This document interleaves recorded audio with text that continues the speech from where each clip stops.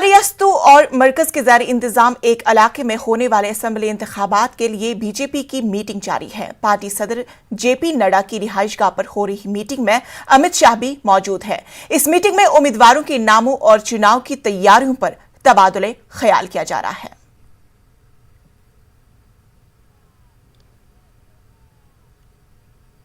मजीद तफसीलात हम अपने नुमाइंदे राजू तिवारी से हासिल करेंगे।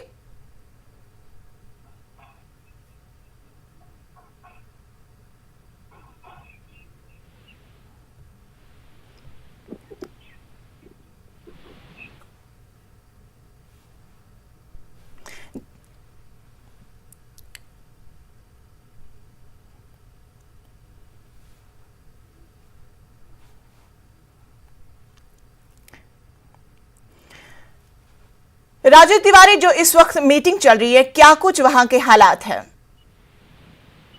बिल्कुल, अगर देखा जाए तो बीजेपी इस समय 5 राज्यों में जो चुनाव चल रहे हैं उसको लेकर पूरी तरह से तैयारी में जुटी हुई है और अब जो है समय आ गया है उम्मीदवारों की लिस्ट जारी करने को लेकर।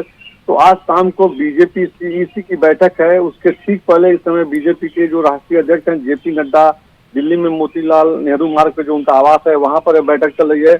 बैठक में कई बड़े नेता शामिल हैं, जैसे कि गृह मंत्री अमित शाह भी यहाँ पे पहुंचे हुए थे, लेकिन अभी थोड़ी देर पहले वो निकले हुए हैं। साथ ही अगर बात किया जाए तो जो बंगाल के जो नेता हैं, शुभेंदु की बात कीजिए या दिलीप घोष की बात कीजिए, ये सभी बड़े नेता यहाँ पे पहुंचे हुए हैं। असम के मुख्यमंत्री सर्बानंद सोनोवाल पहुंचे हुए हैं और इस समय यह मंथन चल रहा है कि किसे कहाँ से चुनावी मैदान में उतारा जाए जो पार्टी को जीत दिला सके। क्योंकि देखा जाए तो 5 राज्यों में जो चुनाव हो रहे हैं, ऐसे में भारतीय जनता पार्टी का फोकस तो हर राज्य पे है कि वहाँ पे पार्टी जीते और उनका बीजेपी का पताका लहराए। लेकिन अगर बंगाल की बात की जाए तो बंगाल पे ज्यादा ही इनका फोकस है और बंगाल को लेके रणनीति बनाने में जुटे हुए हैं। और यहाँ पे जो कोर कमेटी की बैठक चल रही है, बहुत ही महत्वपूर्ण बैठक चल रही है, क्योंकि सीईसी की बैठक के पहले एक दौर की बैठक जो चल रही है उसमें यह माना जा रहा है कि कहाँ से किसे टिकट दिया जाए, किसे उम्मीदवार बनाया जाए। क्योंकि टिकट के दावेदार तो कई हैं जो दूसरे दलों से भी बीजेपी में आए हुए हैं।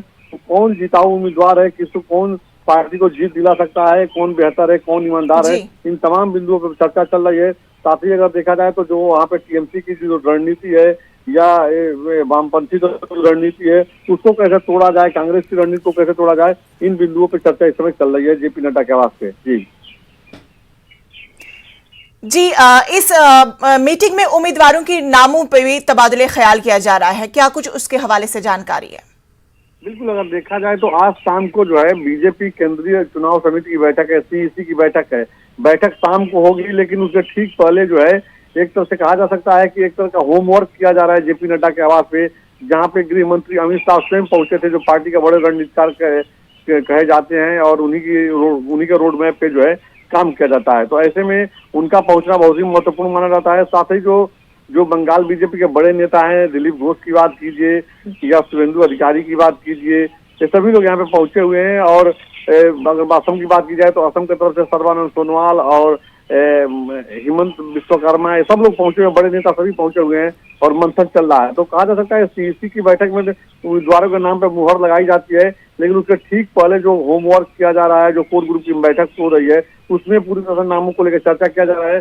साथ ही चुनाव प्रचार पे भी चर्चा चल रहा है कि कहाँ पे किस तरह से प्रचार करना होगा।